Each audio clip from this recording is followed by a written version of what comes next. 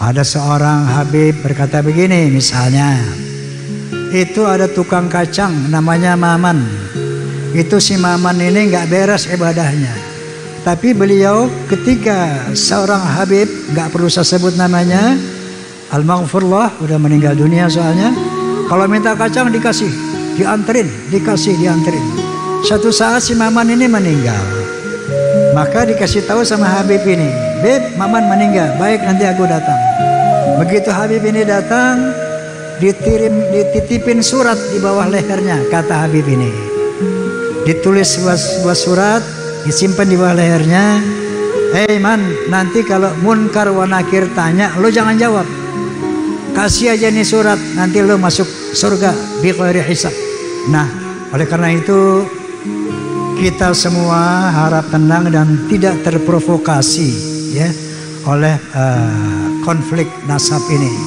Karena nanti insya Allah atas kesepakatan Kiai Imad, Romel dan juga mungkin Rabitul Alawiyah juga akan saya undang Habib Taufik insya Allah Segaf akan saya undang untuk berbicara di podcast saya agar ada berita yang seimbang. Nanti insya Allah kita akan sepakati untuk duduk bersama dimediasi oleh pihak yang netral, Civitas Akademika misalnya. Nanti beliau akan memohon kepada universitas mana yang bersedia memediasi ini. Tentu dengan para ahli, profesor ahli dan sebagainya, ahli sejarah dan ahli genetika tentunya. Nanti mungkin di situ yang akan menentukan endingnya seperti apa. Soal nasab apa nasib? Ini soal nasab ya, Masya Allah jadi trending ini. Saya terpaksa ikut bicara, tujuannya sebagai penengah dalam mengamalkan watawasau bil haqq watawasau bis sabr, saling berwasiat tentang kebenaran dan saling berwasiat tentang kesabaran. Yang kedua, wa ta'awanu 'alal birri wa taqwa wa la ta'awanu 'alal itsmi wal 'udwan. Bekerja samalah dalam perbuatan baik dan takwa, dan jangan tolong menolong di dalam kemaksiatan dan permusuhan. Jadi sedikit saya ceritakan kembali ya, apa yang mungkin semua udah lihat di media sosial, di podcast Bisikan Roma, udah lihat belum? Udah lihat? Nah, jadi ketika selama ini tidak pernah kita dengar satu tesis yang membatalkan Ba'alwi sebagai zuriyah Nabi, kita semua kayaknya tenang-tenang aja. Tiba-tiba ada satu tesis yang mengatakan di bawah pendapat Haji Imaduddin Usman yang mengatakan secara historis, secara sejarah, secara manuskrip dari abad ke-4, ke-5, ke-6, ke-7 sampai ke-8 tidak ada yang bernama Ubaidillah. Di mana Ubaidillah ini diklaim oleh kelompok Ba'alawi sebagai zuriyah Nabi, putra keempat dari Ahmad bin Isa. Sementara dalam manuskrip dari abad ke-4 sampai ke-8 yang diteliti oleh Kiai Haji Imaduddin, konon kata beliau tidak mendapatkan anak yang keempat itu, Ubaidillah. Yang ada cuma 3 putra beliau, yaitu Muhammad, Ali, dan Husain. Nah ini muncul di abad yang ke-9 nama Ubaidillah ini. Maka beliau menyimpulkan bahwa nama Ubaidillah sebagai zuriyah daripada Ba'alawi ini cangkokan. Itulah dimulainya begitu. Sampai sekarang ini tentunya belum tuntas ya.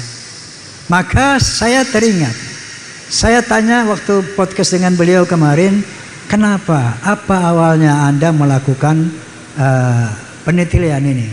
Padahal beliau dulu yang membuat nasab tentang Ba'alawi ini. Lalu kata beliau, selama ini saya menyaksikan arogansi daripada oknum-oknum habaib yang jauh dari syariat. Jadi membuat doktrin-doktrin yang sesat menyesatkan. Seperti apa misalnya? Misalnya kita sering ada viral di sebuah video. Ada seorang habib berkata begini misalnya. Itu ada tukang kacang namanya Maman. Itu si Maman ini nggak beres ibadahnya. Tapi beliau ketika seorang habib, nggak perlu saya sebut namanya, al-maghfurullah, udah meninggal dunia soalnya. Kalau minta kacang dikasih, dianterin. Satu saat si Maman ini meninggal. Maka dikasih tahu sama Habib ini, Beb, Maman meninggal, baik nanti aku datang. Begitu Habib ini datang, dititipin surat di bawah lehernya, kata Habib ini. Ditulis sebuah surat, disimpan di bawah lehernya. Man, nanti kalau Munkar wa Nakir tanya, lo jangan jawab. Kasih aja nih surat, nanti lo masuk surga bi ghairi hisab. Ini kayak begini yang disebarkan. Menurut Kiai Imad, banyak hal-hal seperti itu, yang khurafat seperti itu. Maka muncullah kecurigaan beliau. Maka beliau mulai meneliti. Nah tentunya ada sanggahan-sanggahan dan sebagainya. Nah, sampai kepada tes DNA. Saya juga sudah podcast, barangkali antum sudah lihat podcast saya dengan Dr. Hugeng. Ya, beliau menyatakan bahwa menurut tes DNA bahwa yang namanya Ba'alawi mustahil sebagai keturunan Nabi. Mustahil sebagai keturunan Nabi. Ini menurut pendapat Dr. Hugeng. Dan ternyata Najwa Shihab pun telah bersaksi di media bahwa beliau telah mengadakan tes DNA. Ternyata haploglutnya 3,4% Arab dan sekian puluh persen lainnya ke India, ke Afrika dan sebagainya. Nah, oleh karena itu kita semua harap tenang dan tidak terprovokasi ya oleh konflik nasab ini. Karena nanti insya Allah atas kesepakatan Kiai Imad, Romel dan juga mungkin Rabitul Alawiyah juga akan saya undang Habib Taufik insya Allah Segaf akan saya undang untuk berbicara di podcast saya agar ada berita yang seimbang. Nanti insya Allah kita akan sepakati untuk duduk bersama yang dimediasi oleh pihak yang netral, Civitas Akademika misalnya. Nanti beliau akan memohon kepada universitas mana yang bersedia memediasi ini. Tentu dengan para ahli, profesor ahli dan sebagainya, ahli sejarah dan ahli genetika tentunya. Nanti mungkin di situ yang akan menentukan endingnya seperti apa. Namun apapun hasilnya nanti tetap jaga persaudaraan para muhibin, gak usah berhenti mencintai Habib.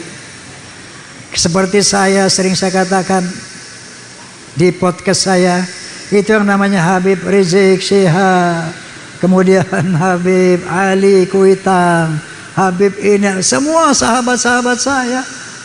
Masya Allah, dengan adanya ini terus terang saya merasa sedih.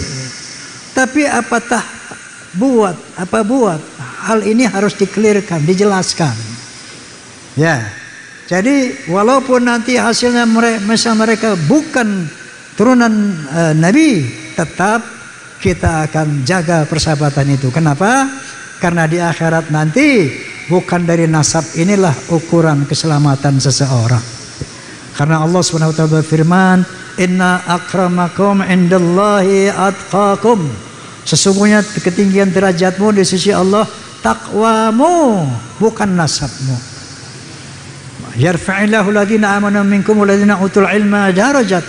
Allah akan mengangkat derajat orang yang berilmu, pengetahuan dan beriman di atas orang-orang yang tidak berilmu dan tidak beriman. Jadi ukuran kemuliaan di sisi Allah adalah iman, takwa dan ilmu, bukan dari nasab.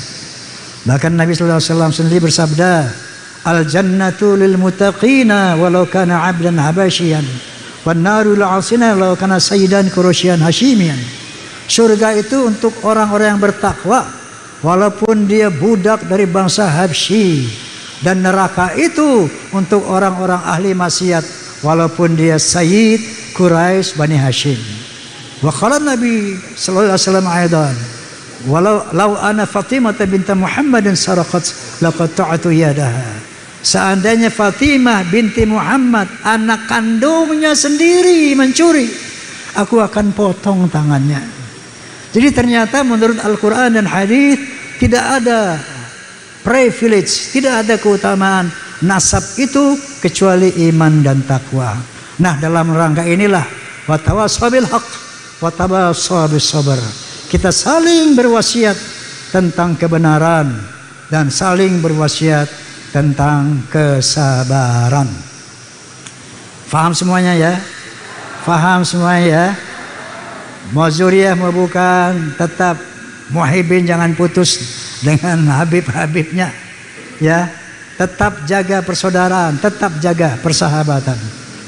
Kemudian apa? Ya, oke. Nah, untuk itu saya akan membawakan sebuah lirik lagu tanpa musik dulu, dengan mengambil referensi dari firman Allah Subhanahu wa taala, wa'tasimu bihablillahi jami'an wa la tafarraqu. Bersatu padulah kalian di bawah tali Allah, jangan bercerai-berai. Amin. Amin. Hayu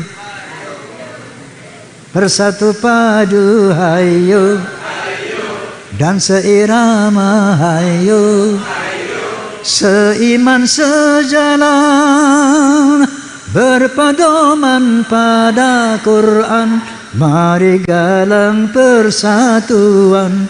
Berpedoman pada Tuhan, mari galang persatuan. Hayu bersatu padu, hayu dan seirama, hayu rapatkan barisan agar semua musuh Islam takkan punya kesempatan. Agar semua musuh Islam takkan punya kesempatan. Faham? Faham? Jiwa dan raga juga harta kita relakan demi agama dan demi tegaknya kebenaran. Kita relakan demi agama dan demi tegaknya kebenaran. Kita semua takkan rela bila ada yang coba-coba mengganggu dan merusak akidah.